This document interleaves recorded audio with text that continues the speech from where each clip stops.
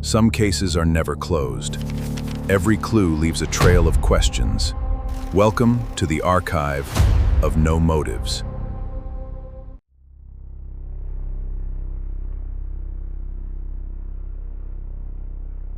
He stands behind a folding table, headphones hanging around his neck. Around him, a school gymnasium filled with children, balloons taped to the walls, a karaoke machine wired into 2 secondhand speakers, a song most of the room already knows the words to. Parents are laughing, trading stories, watching their children spin across the floor. Nobody in that room is paying attention to the man running the sound system. Nobody, except for one small group standing near the back doors. They are not laughing. They are not talking. They are watching him. And they have been watching him for a while. He takes a sip from a water bottle and sets it down on the table. A little later, he finishes a piece of chewing gum and throws it away without a second thought. This is Raymond Rowe, 49 years old, known all across Lancaster County, Pennsylvania as DJ Freeze, one of the most popular disc jockeys in the region. The man you booked for your wedding, your anniversary party, your child's school dance. He has no idea that the water bottle he just set down and the gum he just threw away are about to end his life as he knows it. Because for 26 years, Raymond Rowe believed he had gotten away with murder. To understand how a man like this was finally caught, we have to go back to a cold morning, 4 days before Christmas, in the winter of 1992. Her name was Christy Mirack. She was 25 years old. Christy was a 6th grade teacher at Rohrerstown Elementary School. By every single account, she was the kind of teacher children remember for the rest of their lives. Warm, patient, endlessly kind. She had worked hard to build the life she wanted, and she was just getting started. On the morning of December 21st, 1992, Christy was getting ready for one of the last days of school before the holiday break. Her roommate left the apartment early, at around 7 in the morning, heading off to work. Christy usually left a little later, at about 7:45. That left a small window of time. Somewhere inside those 45 minutes, alone in her own home, Christy Mirack was attacked. When she did not arrive at school that morning, people noticed immediately. This was not a woman who simply failed to show up. The principal, a man named Harry Goodman, began to worry.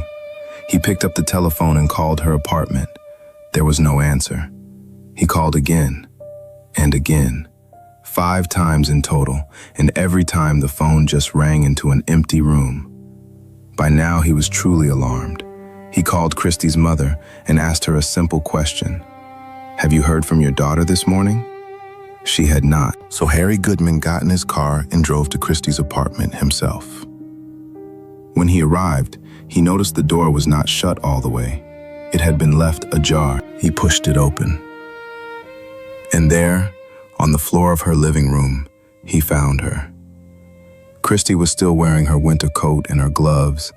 She had been dressed and ready to walk out the door to work like any other morning. She never made it. Christy Mirack had been beaten, sexually assaulted, and strangled inside her own home.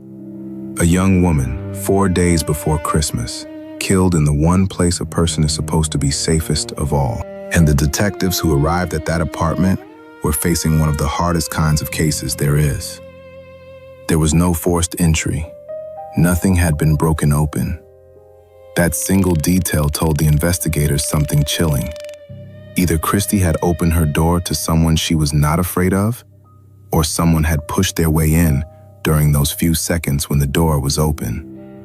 And the timing of the attack, squeezed into that narrow window after her roommate left and before she would leave, suggested something even more disturbing. Whoever did this may have known her routine. They may have been watching her, waiting for the exact moment she would be alone.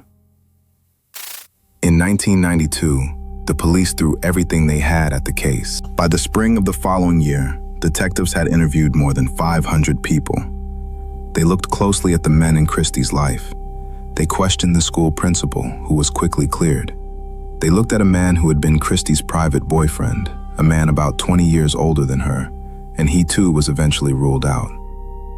In February of 1993, they took blood and hair samples from a 31-year-old local man who had become their prime suspect. Everyone hoped this was the answer. But by the end of March, the laboratory results came back and cleared him completely. He was not the killer either. One by one, every promising lead collapsed. Every door the detectives opened led to another dead end. But there was one thing the killer had not been able to take with him when he left that apartment. He had left his DNA behind at the scene. In theory, that biological evidence was the key to everything. In practice, in 1992, it was almost useless. Here is the problem. Back then, a DNA profile could only catch you if you were already in a criminal database. Investigators had the killer's genetic profile. They compared it against every offender on file, and it matched no one. The man who murdered Christy Mirack had no prior record that would put him in the system, so his DNA simply sat in an evidence file, a perfect signature of the killer with no name to attach to it. And so the years began to pass. Detectives chased new tips whenever they came in. Christy's family kept her memory alive and kept asking for answers that never came. The original investigators grew older and eventually retired, handing the case to a new generation of detectives who inherited the old files and that untouchable piece of evidence.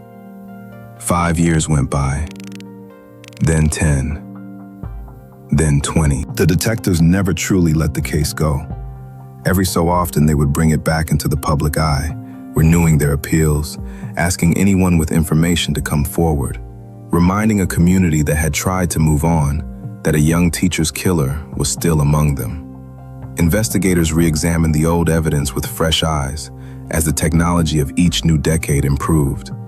They held on to that genetic profile, waiting, almost stubbornly, for the day the science would finally be ready. And in the town itself, the murder left a quiet, lasting unease. A young woman had been attacked in her own home, in broad daylight, by someone who may well have been watching her. For years, parents and neighbors lived with the knowledge that whoever had done this had never been caught, and might be someone they passed on the street, someone they nodded to at the store, someone whose face they knew. For the people who loved Christy, the not knowing was its own kind of torment. There is a particular cruelty to an unsolved murder. A family is not only robbed of the person they lost, they are also robbed of an ending. There is no answer to carry, no name to put to the grief, no moment where anyone is ever held responsible. Every anniversary, every birthday, every Christmas comes wrapped in the same unbearable question. Who did this? And why has no one been made to answer for it? Her brother would later say that he spent 25 years watching his family plead for answers. 25 years of holidays with an empty chair. 25 years of watching his father and mother grow older while the question that haunted them stayed open. 25 years of wondering whether the person who did this was still out there, walking free, living an ordinary and comfortable life. And he was. All that time, the killer was out there, getting older, building a career, becoming a familiar and trusted face in the very same county where Christy died. He must have believed the danger had long since passed. 2.5 decades is a very long time to feel safe. But while he was feeling safe, science was quietly catching up to him. To understand what happened next, you have to understand what was happening across the country in the spring of 2018. That April, in California, investigators announced that they had finally identified one of the most infamous criminals in American history. For decades, a man known as the Golden State Killer had committed a long string of horrific crimes and then vanished into the shadows, never caught. Traditional police work had failed to name him for more than 40 years. And then, almost overnight, he was unmasked. Not by a fingerprint, not by a witness. He was caught using a brand new investigative method that took the crime scene DNA and searched for the killer through his own distant relatives. The case sent a shockwave through law enforcement everywhere. Detectives who had spent their careers staring at unsolved files suddenly realized that the impossible had become possible. In Lancaster County, the investigators still holding Christy Mirack's case were paying very close attention. They had a genetic profile of her killer that had sat useless for a quarter of a century. And now, for the first time, there was a way to give that profile a name. The method is called investigative genetic genealogy. And to understand how it caught Raymond Rowe, you need to understand the simple but powerful idea behind it. For years, ordinary people had been mailing samples of their DNA to companies that promised to map out their ancestry and their family trees. Millions of people uploaded their genetic information into public databases, hoping to discover their heritage and connect with relatives they never knew they had. Investigators realized they could use those same public family trees in a completely new way. They could take the killer's DNA from the crime scene and search those databases not for the killer himself, but for his relatives, his cousins, his second and third cousins, people who share just enough of his genetic code to point investigators in the right direction. Think of it like this. The killer himself was a stranger with no name, but his relatives had names. And by finding even a handful of distant cousins in those databases, a skilled genealogist could begin to work backwards. She could build out a sprawling family tree, branch by branch, generation by generation, studying birth records and marriage records and obituaries. She could cross one family line against another, looking for the single point where all of those branches met.